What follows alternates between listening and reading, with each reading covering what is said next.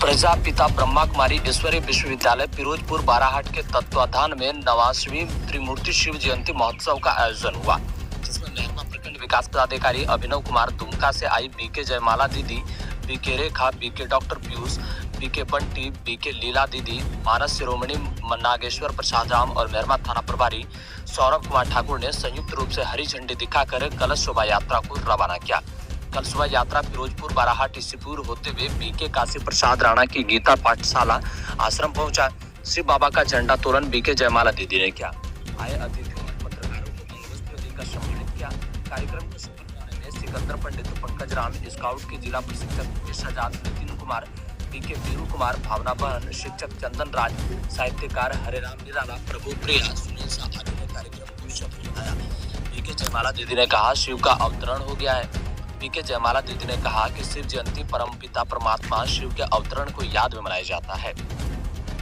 कलयुग के अंत में जब मनुष्य को क्रोध, लोभ, मोह, अहंकार के वशीभूत होकर पाप कर्म करने लगते हैं, तब इस घोर अज्ञान के अंधकार में ब्रह्मा द्वारा परमात्मा शिव अवतरण लेने सृष्टि की रचना करने काम चल रहा है।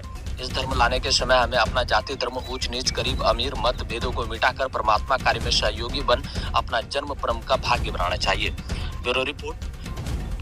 अपना परिचय बताएंगे। मेरा नाम बीके रेखा है। मैं पिछले 18 वर्षों से इस राजयोग का अभ्यास कर रही हूँ और मैं अभी स्थानीय सेवा केंद्र मेहरमा में शिवरात्रि के उपलक्ष्य पर प्रोग्राम में आई हूँ। आपसे एक सवाल थोड़ा हट के रहेगा। लोग आज कल शिवरात्रि मनाए, आज आप लोगों के द्वारा एक कार्यक्रम रखा गया महाशिवरात्रि को लेके। लोग महाकुंभ भी गए और महाकुंभ की कल समाप्ति हुई, तो क्या महाकुंभ में नहाने से पाप धुल जाता है? कर्मों का जो फल है वो महाकुंभ में ख़त्म हो जाता है जाके, या फिर मिलने वाला है? पहला तो ये है कि पाप आत्मा में लगता है या शरीर में, पहले तो ये हमें पता नहीं था।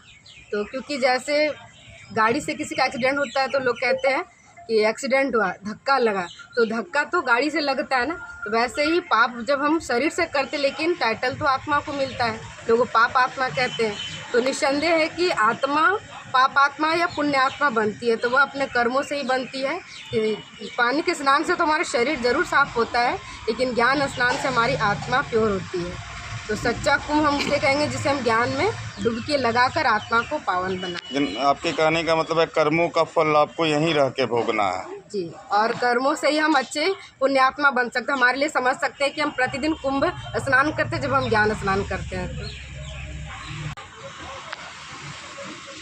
शिवरात्रि के एक दिन के बाद आज जो कार्यक्रम रखा गया है, तो क्या कुछ कार्यक्रम? ये महाशिवरात्रि के उपलक्ष्य में कार्यक्रम रखा गया है और हम सबका महाशिवरात्रि पर्व एक बहुत ही महत्वपूर्ण है।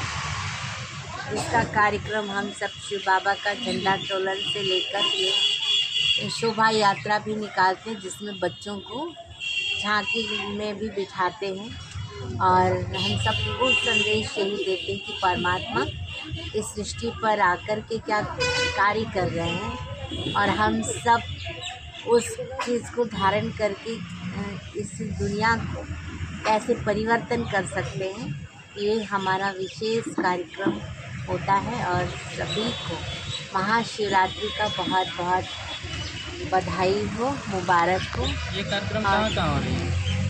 सभी जगह जहाँ जहाँ हमारा ब्रांच है 144 देशों, सभी जगह ये कार्यक्रम होता है। पहला सवाल आपसे, आप शिवरात्रि के बाद शिव जी का कार्यक्रम हो रहा है, शिव कौन है और शिव को आप किन शब्दों में व्याख्या कर रहे हैं? ओम शांति।